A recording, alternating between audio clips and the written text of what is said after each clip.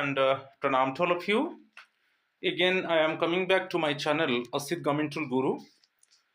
Today, I will discuss part 6, Excellent General Financial Rules. Today, I will discuss procurement of services. It is non-consulting services.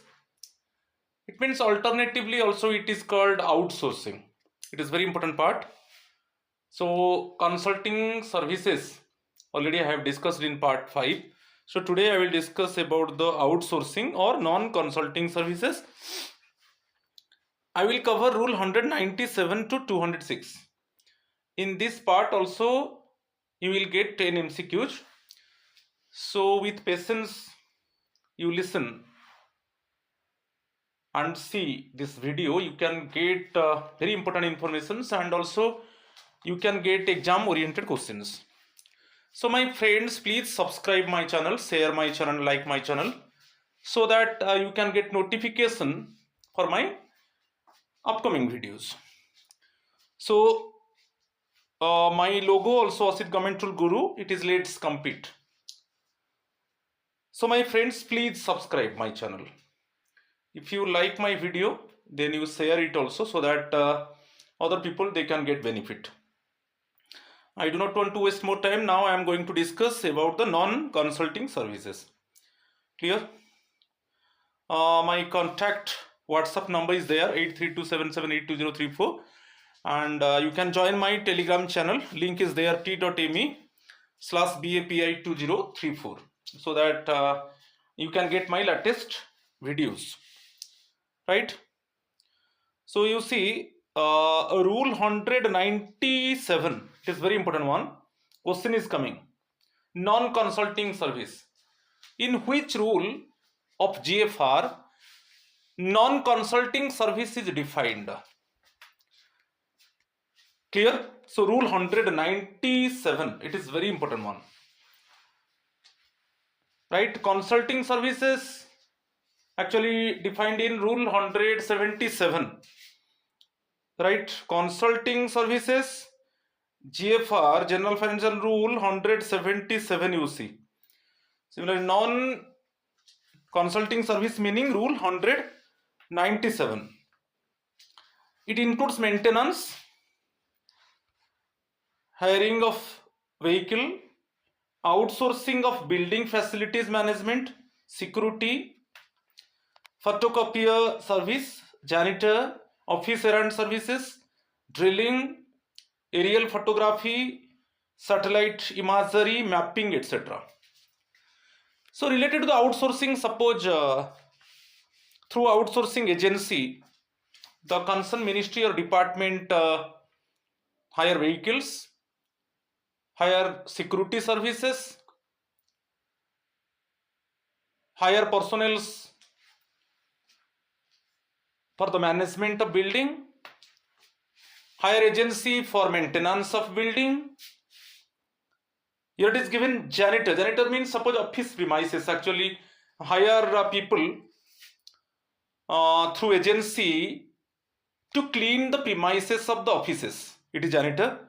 Office errand services. Office errand services similarly hire personnel through agency to deliver the package, to convey the message, and other drilling, aerial photography, satellite imagery, mapping, etc. Actually, these type of services actually the ministry or department hire through agency, right? So we need some efficient service, we need effective service. The department or concerned ministry need efficient service and need effective service, and also obtain service in economical manner, right? Quality service. The concerned department or ministry get quality service. Okay, and also expenditure is least one on this service. So these type of services easily identified. Suppose we hire vehicle, security service, hire agency for management of the building, for maintenance of the building. So easily we can identify the quality of service. And the service is actually continuous. One, continuously we monitor. Continuously the concerned department or ministry monitor the work and easily identify the quality of service. Right? So it is rule 197 related to the non-consulting service, and also alternatively it is called outsourcing. Now in different departments or ministry or subordinate offices, it is very important one. Basically through agency hire vehicles, through agency hire security guards, through agency hire personnel for cleaning the premises of offices, through agency hiring personnel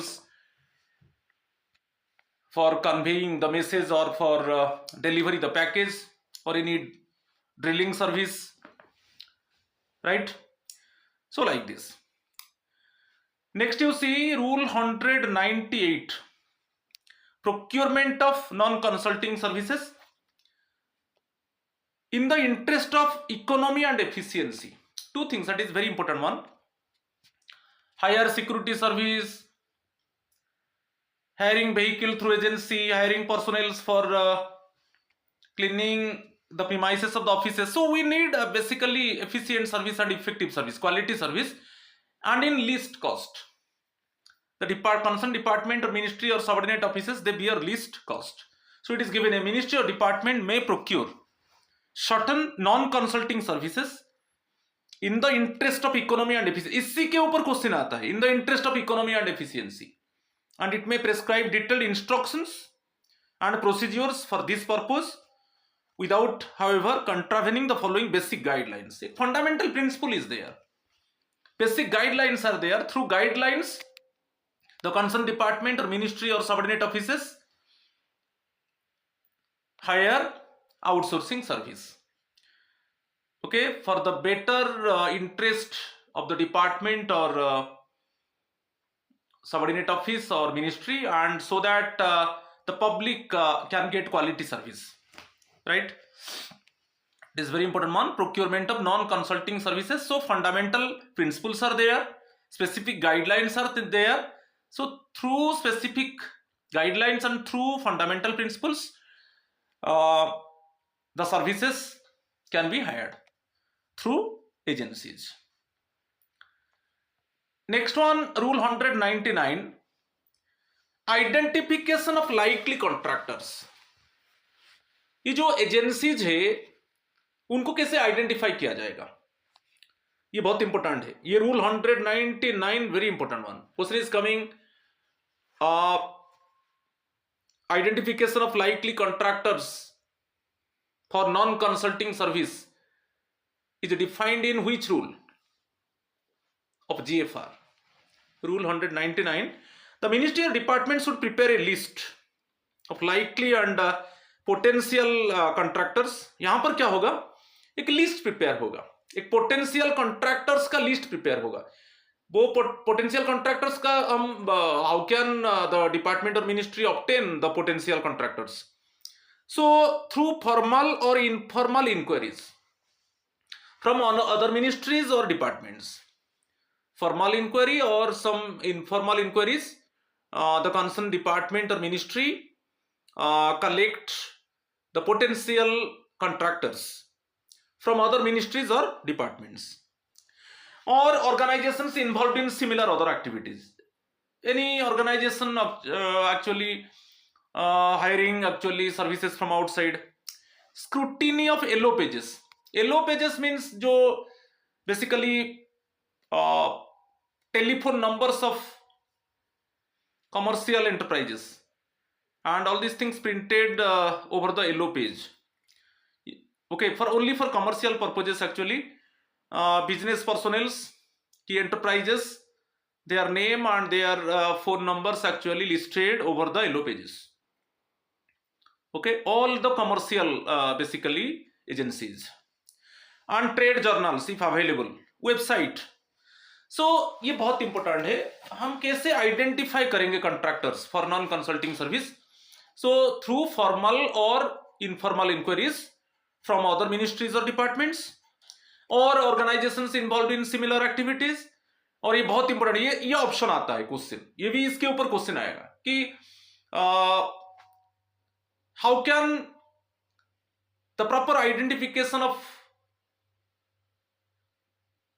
non consulting, basically it means how can identification of contractors for non-consulting service. Other ministries or departments, organizations involved in similar activities, scrutiny of yellow pages, इसके ऊपर question आता है, ये लोग बहुत important है। Trade journals, ये सब नॉन कंसल्टिंग सर्विस केस में जब हम पोटेंशियल कॉन्ट्रैक्टर्स का एक लिस्ट बनाएंगे तो ये सोर्सेस है, from these sources actually we collect the potential contractors name, right?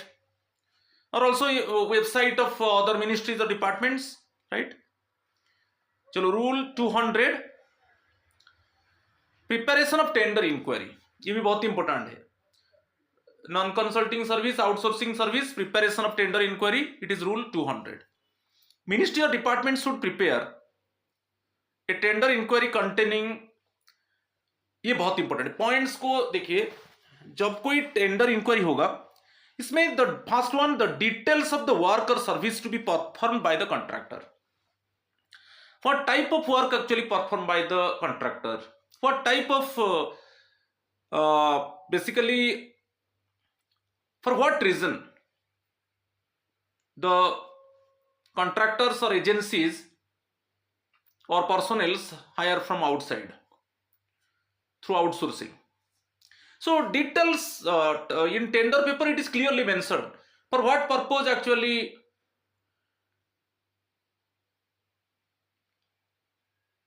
it means for specific purpose, for what purpose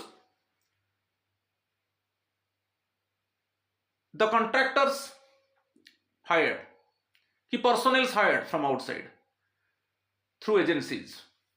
So first one, the details of the work or service to be performed by the contractor. Second one, what type of facilities or inputs provided by the department. यदि हम non consulting service higher करेंगे तो हमारा जो department है वो किस तरीके का इनपुट्स प्रोवाइड करेगा, ठीक है? What type of inputs and facilities provided by the concern department, okay, to the contractor. Contractor को डिपार्टमेंट किस तरीके का इनपुट्स प्रोवाइड करेगा, ये भी बहुत सेकंड आता है, ये भी एक टेंडर इंक्वायरी में आ जाता है, बहुत इंपॉर्टेंट क्वेश्चन, इसी पॉइंट्स के ऊपर क्वेश्चन आता है। सपोज करेक्ट स्टेटमेंट कि incorrect statement. Third one, eligibility and qualification criteria आ गया, जो भी कॉन्ट्रैक्टर्स बेसिकली क्या एलिजिबिलिटी होना चाहिए, क्या उनका क्वालिफिकेशन क्राइटेरिया होगा, तो ये भी क्लियरली मेंशन होगा टेंडर इंक्वायरी में, टेंडर पेपर में। And the statutory and contractual obligations, क्या कॉन्ट्रैक्चुअल ऑब्लिगेशंस रहेगा, क्या क्या वो काम करेंगे, कितना दिन के अंदर काम करेंगे, ठीक है, ये सब रहेगा। तो ये 4 points are very important one. First one में the what type of work, okay, what type of work was basically assigned to the personnel hired from outside through agency, the purpose, type of work, purpose. Second one, what type of inputs provided by the department, concerned department to the contractor, किस तरीके का inputs provide करेगा contractor को।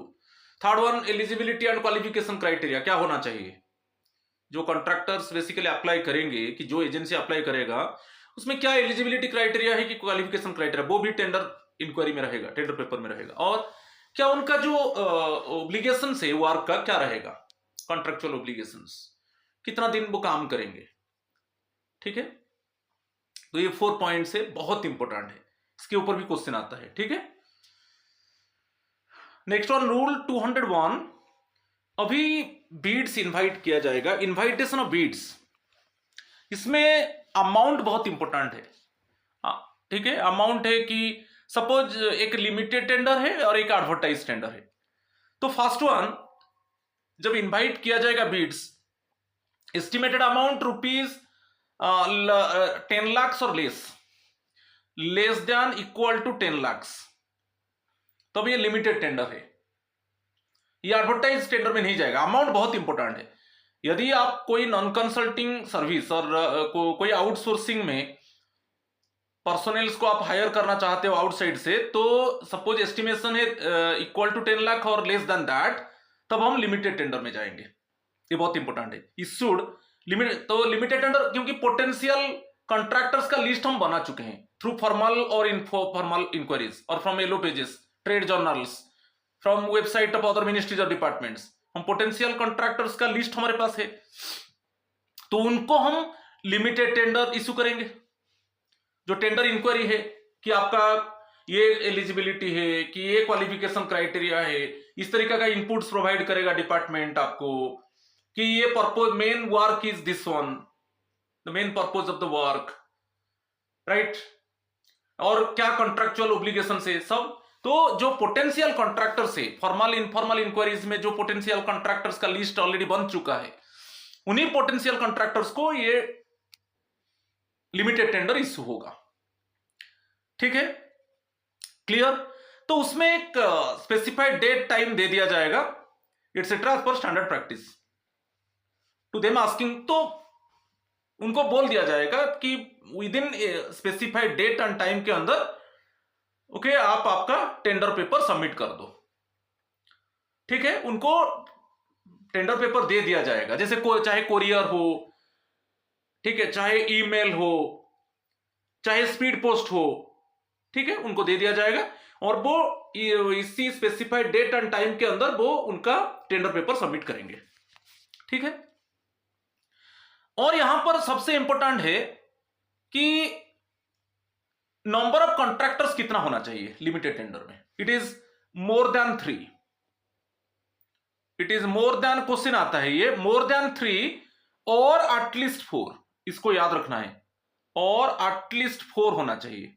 ये जो limited tender में जो estimation में बताया कि less than equal to 10 lakh, जो आउटसोर्सिंग में हम पर्सोनेल हम हायर करेंगे और एस्टिमेशन कॉस्ट है less than equal to 10 lakh, right. So उसमें जो पोटेंशियल कॉन्ट्रैक्टर्स है हम उनको टेंडर पेपर इशू करेंगे, और ये लिमिटेड टेंडर है, और वो एक स्पेसिफाइड डेट एंड टाइम के अंदर टेंडर पेपर सबमिट करेंगे।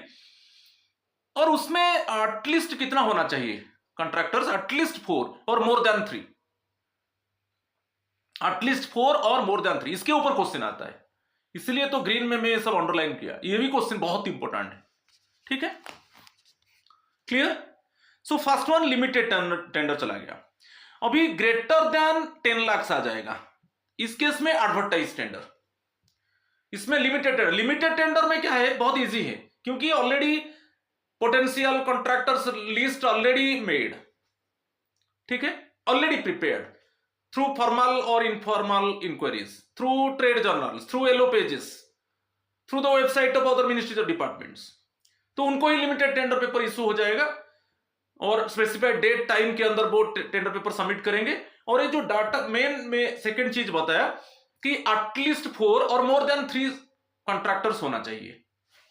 ठीक है, मोर देन 3 ये दे दिया। देखिए, तो मगर अब जब एस्टिमेशन ग्रेटर देन 10 लाख है, भाई नॉन कंसल्टिंग सर्विस हम हायर करेंगे, estimated cost greater than 10 lakh है, तभी एडवर्टाइज होगा।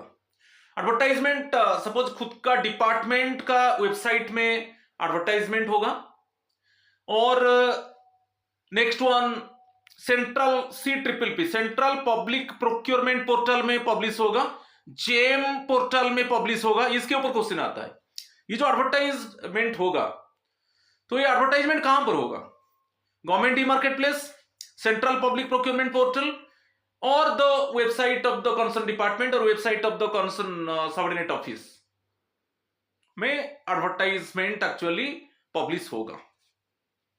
ठीक है, अमाउंट बहुत इंपॉर्टेंट है, ग्रेटर देन 10 लाख जब होगा एडवर्टाइज्ड टेंडर को चल जाएगा। और कहां पर एडवर्टाइजमेंट पब्लिश होगा मैं बोल दिया, और सेंट्रल पब्लिक प्रोक्योरमेंट पोर्टल का वेबसाइट देख लीजिए www.eprocure.gov.in, एंड जेम में गवर्नमेंट ई मार्केट प्लेस का पोर्टल में भी पब्लिश होगा, राइट। ठीक है, वो वेबसाइट बोल दिया। जो कंसर्न डिपार्टमेंट है वो नॉन कंसल्टिंग सर्विस हायर करना चाहता है और estimated cost more than 10 lakh है, वो खुद का वेबसाइट में एडवर्टाइज करेगा। So the advertisement for invitation of tender should give the complete web address from where the bidding documents can be downloaded. किस वेब एड्रेस पर क्लियरली वेब एड्रेस दिया जाएगा, किसी इसी वेब एड्रेस में जाइए और टेंडर पेपर को डाउनलोड कीजिए, फ्रीली टेंडर पेपर को डाउनलोड कीजिए, इसी वेबसाइट में जाकर टेंडर पेपर को डाउनलोड कीजिए और इस टाइम के अंदर टेंडर पेपर सबमिट कीजिए। ठीक है, तो यहां पर एडवर्टाइजमेंट तो greater than 10 lakh advertisement, but less than equal to 10 lakh ये लिमिटेड टेंडर। लिमिटेड टेंडर में एडवर्टाइजमेंट का जरूरत नहीं क्योंकि पोटेंशियल कॉन्ट्रैक्टर्स को इशू कर दिया जाएगा, मगर ग्रेटर देन 10 लाख एडवर्टाइजमेंट होगा। और कहां कहां पर एडवर्टाइजमेंट होगा मैं बता दिया, और एडवर्टाइजमेंट जब होगा क्लियरली मेंशन होगा कि इस वेबसाइट में जाइए और जो टेंडर पेपर है उसको डाउनलोड कीजिए और इसी टाइम के अंदर आप टेंडर पेपर सबमिट कीजिए और इस डेट एंड टाइम में टेंडर ओपन होगा।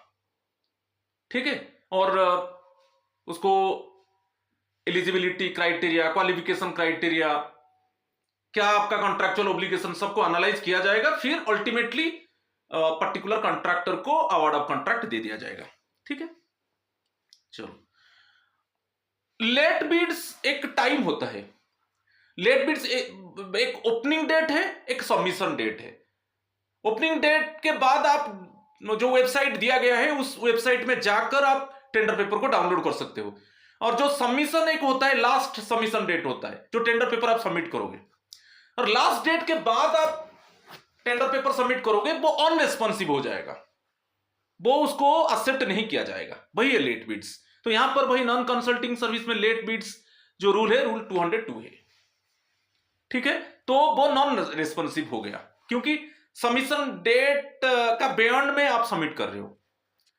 फिर एवेल्युएशन का बात आएगा, rule 203, evaluation of bids received, the ministry और department should evaluate, segregate, rank the responsive bids and select the successful bidder for placement of the contract.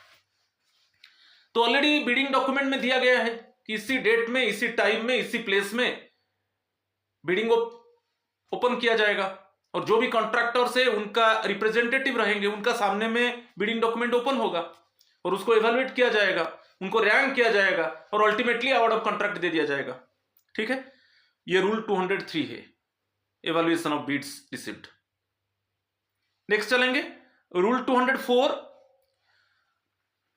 Procurement of non consulting services by nomination.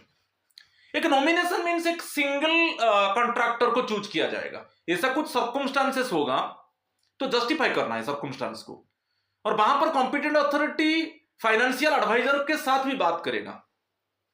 ऐसा कुछ circumstance है जो justify करोगे कि एक particular contractor को higher किया जाएगा नॉन कंसल्टिंग सर्विस के लिए, वहां पर कोई लिमिटेड टेंडर इंक्वायरी और एडवर्टाइजमेंट टेंडर इंक्वायरी जरूरत नहीं है, पर्टिकुलर कॉन्ट्रैक्टर का है को अवार्ड ऑफ कॉन्ट्रैक्ट दे दिया जाएगा और सर्कमस्टांस भी मेंशन होगा और प्रॉपर जस्टिफिकेशन दिया जाएगा, और वहां पर कॉम्पिटेंट अथॉरिटी जो कंसर्न डिपार्टमेंट है कि कंसर्न मिनिस्ट्री है उसका फाइनेंशियल एडवाइजर से कंसल्ट करेगा। ये बहुत इंपॉर्टेंट है। तो भाई in an exceptional situation to procure a non consulting service from a specified chosen contractor, the competent authority in the ministry और डिपार्टमेंट में do so in consultation with the financial adviser. इसके ऊपर question आता है, तो जब कोई particular contractor का सर्विस को हायर हम करेंगे नॉन कंसल्टिंग सर्विस के लिए, तो उस केस में the competent authority should consult with financial adviser. इसके ऊपर क्वेश्चन आता है और वहां पर आपको सर्कमस्टांस देना है, वहां पर जस्टिफिकेशन देना है, proper justification should be given, proper circumstances actually should be explained.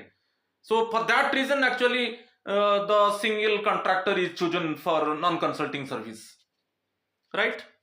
ठीक है, ये सब कुछ डाटा दे दिया। सेकंड में देखिए, in such cases the detailed justification the circumstances leading to such procurement by choice and special interest भी है। फॉर पब्लिक इंटरेस्ट के लिए इस केस में पर्टिकुलर कॉन्ट्रैक्टर को हायर कर दिया गया, अवार्ड ऑफ कॉन्ट्रैक्ट दे दिया गया। ठीक है, फिर मॉनिटरिंग, चाहे आप सिक्योरिटी सर्विस हायर करो कि व्हीकल्स हायर करो कि बिल्डिंग मैनेजमेंट की मेंटेनेंस, ये जो हायर कर रहे हो ना उनको प्रॉपर मॉनिटरिंग चाहिए और प्रॉपर मॉनिटरिंग भी होगा। तो प्रॉपर मॉनिटरिंग से क्या है, जो कॉन्ट्रैक्चुअल सबको देखना है प्रॉपर मॉनिटरिंग के बाद फिर नेक्स्ट ईयर यदि है तो आप भाई लिमिटेड टेंडर और एडवर्टाइजमेंट टेंडर में उसको भी चूज कर सकते हो। तो मिनिस्ट्री और department should be involved through out in the conduct of contract and continuously monitor the performance of the contractor। जो मॉनिटरिंग रूल 205 है, रूल बहुत इंपॉर्टेंट है, रूल को याद रखना है, रूल के ऊपर आजकल क्वेश्चन आ रहा है। तो monitoring the contract related to the non consulting services rule 205 आ गया, GFR rule 205। Next rule 206, any circumstances which are not covered rule 198 to rule 205 for procurement of non consulting services. Suppose ये rule को follow नहीं किया जाएगा, जो भी non consulting services में अभी हम 198 टू 205 जो रूल्स देखा, इसमें लिमिटेड आया कि एडवर्टाइज टेंडर आएगा, आपको डिटेल्स हम डिस्कस किया, तो इसमें इसको हम कवर नहीं कर पाए। तो जैसे जो प्रोक्योरमेंट ऑफ गुड्स होता है, प्रोक्योरमेंट ऑफ गुड्स के ऊपर वो ये सब रूल्स में डिस्कस कर चुका हूं, रूल 135 टू रूल 176। तो उसके हिसाब से नॉन कंसल्टिंग सर्विस का अवार्ड ऑफ कॉन्ट्रैक्ट भी दिया जाएगा।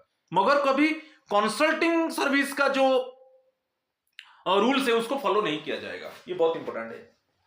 सपोज आप कवर नहीं किया, नॉन कंसल्टिंग सर्विस में जो रूल्स है उसको फॉलो नहीं किया, तब आप जो गुड्स प्रोक्योर करते हो तो उस केस में जो रूल है उसको फॉलो कर सकते हो, मगर जो कंसल्टिंग सर्विसेज का रूल है उसको फॉलो नहीं कर सकते। ठीक है, राइट। ये था नॉन कंसल्टिंग सर्विसेज। अभी कुछ क्वेश्चंस के ऊपर चलेंगे। मैं बोला था 10 questions, very important questions I will discuss, exam oriented questions. First question, services which involve physical measurable deliverables outcomes where performance standards can be clearly identified and consistency applied are classified as। मैं बार बार बताया था कि जो non consulting service है, suppose you hire vehicles from outside, you hire the agency for building management, you hire the agency for maintenance, you hire the personnel for security, तो आप easily उनका service को आइडेंटिफाई कर सकते हो कि किस तरीके का सर्विस वो दे रहे हैं, what type of service they are providing, whether they are service is effective one और not, whether in the work actually they are efficiently working और नॉट। तो इजीली आप आइडेंटिफाई, तो ये बहुत इंपॉर्टेंट है। जब हम इजीली परफॉर्मेंस स्टैंडर्ड्स को आइडेंटिफाई करेंगे, वो नॉन कंसल्टिंग सर्विस है। तो option C is the correct answer. और कंसिस्टेंसी अप्लाइड, जो भी हम आउटसोर्सिंग जो एजेंसी को दिया है आउटसोर्सिंग में, उसका कंसिस्टेंसी को हम चेक करेंगे, उसका परफॉर्मेंस स्टैंडर्ड्स को हम आइडेंटिफाई कर पाएंगे। भाई ये नॉन कंसल्टिंग सर्विसेज का डेफिनेशन ये है। तो option C is the correct answer, बहुत इंपॉर्टेंट है, बहुत बार क्वेश्चन आया है। Question number 2, pick the incorrect one। Incorrect statement को डिटेक्ट करेंगे। For identification of likely contractors, the ministry or department should prepare a list of likely and potential contractors on the basis of formal or informal inquiries from other ministries or departments and organizations involved in similar activities, scrutiny of yellow pages and trade journals if available, website etc। मैं बोला था ये correct है, क्योंकि potential contractors का list आप बनाना चाहते हो, तो concern department want to list out the potential contractors name related to the non consulting service, तब वो अदर मिनिस्ट्रीज और डिपार्टमेंट का वेबसाइट में उसको मिल सकता है। ट्रेड जर्नल्स है, मैं बोला था अभी येलो पेजेस जो फॉर ओनली बिजनेस पर्सनल्स की traders related to the commercial purposes, उनका telephone number details yellow pages के ऊपर है, printed over the yellow page. ठीक है, तो फॉर्मल इनफॉर्मल इंक्वायरीज में हम पोटेंशियल कॉन्ट्रैक्टर्स का लिस्ट बना देते हैं, बोला था। Second statement, the number of identified contractors for issuing limited tender enquiry for estimated value of the non consulting service of ₹2 10 lakh should not be less than 6। तो ये इज गलत है। ये जो लिमिटेड टेंडर में बोला था, लिमिटेड टेंडर इंक्वायरी में जो पोटेंशियल कॉन्ट्रैक्टर्स का लिस्ट बन चुका है उनको हम लिमिटेड टेंडर इशू करेंगे। लिमिटेड टेंडर में जो टेंडर पेपर है उनको इशू किया जाएगा। इसमें एस्टिमेटेड अमाउंट क्या है, लेस देन ₹10 लाख। तब लिमिटेड टेंडर में जाएंगे। तो लिमिटेड टेंडर केस में हमको कितना कॉन्ट्रैक्टर्स चाहिए, एटलीस्ट 4 और मोर देन 3। तो ये गलत हो गया, मोर देन 3 सेम थिंग है, मोर देन 3 और एटलीस्ट 4, मोर देन 3 और एटलीस्ट 4, ठीक है। और यहां पर गलत दे दिया, तो यही गलत है। For estimated value of the non consulting service above ₹10 lakhs, the ministry of department should issue advertisement, in such cases should be given on central public procurement portal.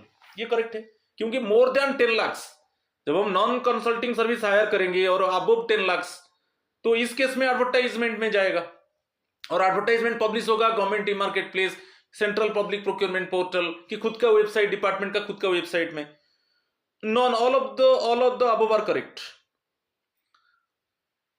तो जो गलत स्टेटमेंट है एक्चुअली बी है, okay, second statement गलत है, तो यही answer है,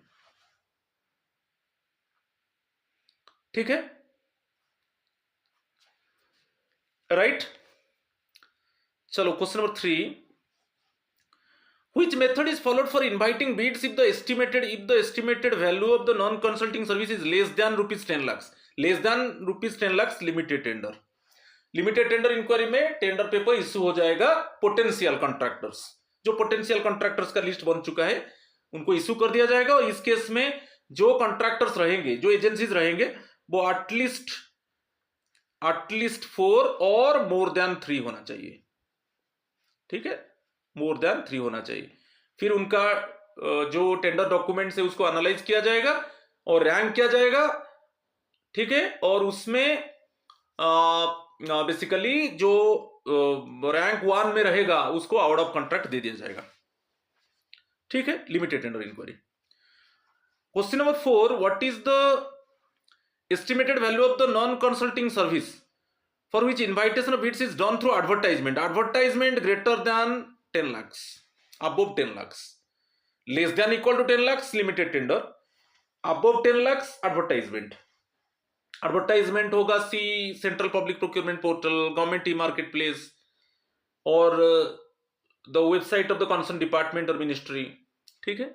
और वहां पर भी वेबसाइट मेंशन होगा एडवर्टाइजमेंट में कि in this website you move to this website and download the tender documents freely, and the opening date and the bidding submission date, and on which date, place, timing the bid would be opened, everything it is given, ठीक है।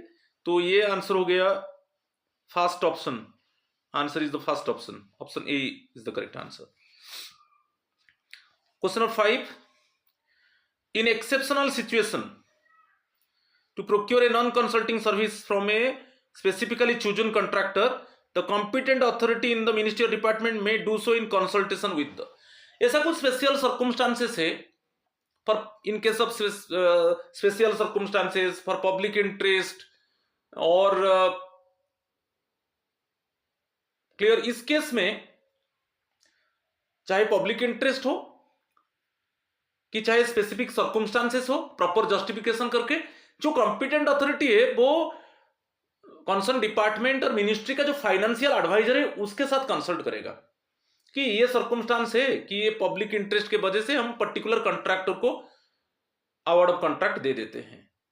तो ये exceptional cases में होता है, ठीक है, मैं अभी बता। तो यहां पर जो आंसर है फाइनेंशियल एडवाइजर, कॉम्पिटेंट अथॉरिटी किसके साथ कंसल्ट करेगा, फाइनेंशियल एडवाइजर। यदि द कंसर्न डिपार्टमेंट, मिनिस्ट्री और concern subordinate office want to choose the particular contractor for non consulting service, ये बहुत इंपॉर्टेंट है, बहुत बार क्वेश्चन आया है, ठीक है। चलो question number 6, for estimated value of the non consulting service up to ₹10 lakhs और लेस, अप टू ₹10 lakhs और less, the number of contractors so identified for issuing limited tender inquiry should B.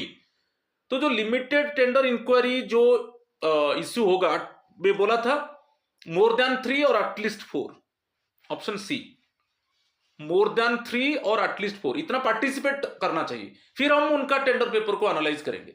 More than 3 और at least 4 contractors को tender paper issue होना चाहिए, जो potential contractors है, okay, उनमें से हम टेंडर पेपर इश्यू करेंगे।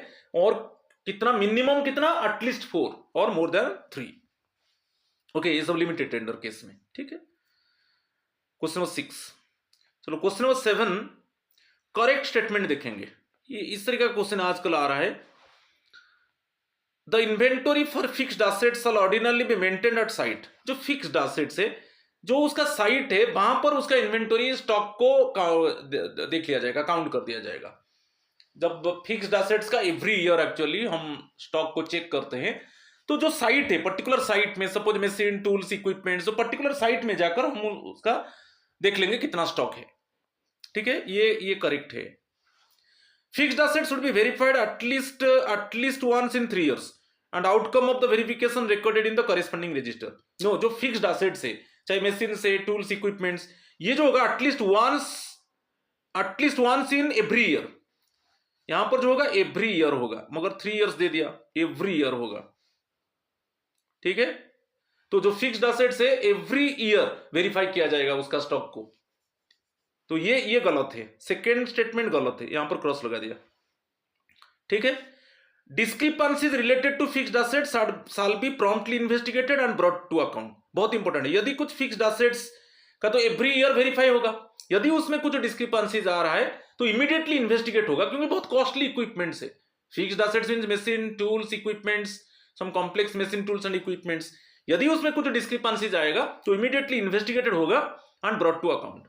क्यों डिस्क्रिपेंसीज आया, उसका इन्वेस्टिगेशन होगा। तो ये करेक्ट है। तो यहां पर दो सेकंड स्टेटमेंट ओनली गलत है, क्योंकि एवरी ईयर वेरिफिकेशन होगा फिक्स्ड एसेट्स। ठीक है, तो आंसर 1 और 2, option D is the correct answer. ठीक है, a physical verification, question number 8, a physical verification of all the consumable goods and materials should be undertaken dash and discrepancies if any should be recorded in the stock register for appropriate action by the competent authority. Consumable goods, जो consumable goods है वो तो खत्म होगा, चाहे consumable goods के suppose raw materials, चाहे cotton हो, जूट हो, सुगर केन हो, नहीं, और कंज्यूमेबल गुड्स जो है जैसे ऑफिस स्टेशनरी है, अब पेपर आएगा, A4 साइज पेपर, ये सब कि इंक आएगा, ये सब consumable goods should be undertaken dash a physical verification. आपको याद रखना है कंज्यूमेबल गुड्स एंड मटेरियल्स का वेरिफिकेशन एवरी ईयर होगा, एवरी ईयर होगा, at least once in year, at least once in year. ये ऑप्शन करेक्ट है। ठीक है, और स्टॉक रजिस्टर में रिकॉर्डेड होगा। जो एनी डिस्क्रिपेंसीज होगा तो स्टॉक रजिस्टर में मेंशन होगा क्या डिस्क्रिपेंसी है, और कॉम्पिटेंट अथॉरिटी उसके ऊपर एक्शन लेगा, याद रखिए। तो कंज्यूमेबल गुड का रजिस्टर है ना, ठीक है, तो वो at least once, okay, at least once in a year उसका वेरीफाई किया जाएगा। यदि कुछ डिस्क्रिपेंसी आएगा स्टॉक रजिस्टर में मेंशन होगा, और also brought to the notice of the competent authority. ठीक है, and action taken by the competent authority. तो option A is the correct answer. Question number 9, complete physical verification of books should be done dash in case of libraries having not more than 20,000 volumes. Having not more than 20,000 volumes, तब 20,000 volumes, यदि इतना book है library में तो every year verify किया जाएगा, every year verify किया जाएगा। यदि less than equal to 20,000, not more than, भाई दीजिए not more than 20,000 volumes, it means same thing है, less than equal to 20,000 volumes book है लाइब्रेरी में तो एवरी ईयर उसको वेरीफाई किया जाएगा। ठीक है, clear, option A is the correct answer.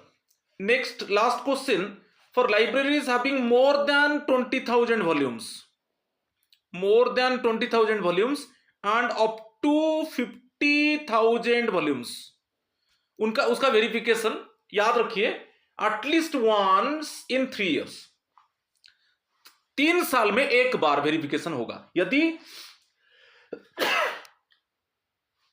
आप याद रखिए, यदि लाइब्रेरी में less than equal to 20,000 volume से एवरी ईयर वेरीफाई किया जाएगा। यदि जो वॉल्यूम ऑफ बुक से more than 20,000 and up to 50,000 तो एटलीस्ट वन वेरीफाई होगा, at least once in 3 years। At least once in 3 years verify होगा। ठीक है, क्लियर। नेक्स्ट वन, यदि ग्रेटर देन 50,000 वॉल्यूम्स होगा, यहां पर क्वेश्चन नहीं है मगर याद रख लीजिए, ग्रेटर देन 50,000 वॉल्यूम्स होगा, क्या किया जाएगा? तो उसका सैंपल वेरिफिकेशन होगा, सैंपल वेरिफिकेशन होगा at the interval of 3 years, at interval of 3 years, at interval of 3 years। याद आया? यदि ग्रेटर देन 50,000 है, सबको वेरीफाई नहीं करना है, ओनली सैंपल वेरिफिकेशन होगा एट इंटरवल ऑफ 3 years। ठीक है, और यदि डिस्क्रिपेंसी आएगा, यदि उसमें कुछ अनयूजुअल डिटेक्ट होगा, सपोज हमारा काउंटिंग में थोड़ा इधर उधर होगा, तो पूरा कंप्लीट काउंटिंग किया जाएगा, क्योंकि सैंपल वेरिफिकेशन होगा। यदि सैंपल वेरिफिकेशन कुछ अनयूजुअल डिटेक्ट होगा, तब कंप्लीट वेरिफिकेशन होगा, और ये 8 इंटरवल ऑफ 3 years। तो हो गया। तो ये देखिए, और एक बार 20,000 वॉल्यूम्स एवरी ईयर, और greater than 20,000 volume equal to 50,000 volume at least once in 3 years। पूरा टोटल वेरीफाई होगा एटलीस्ट वंस इन 3 years।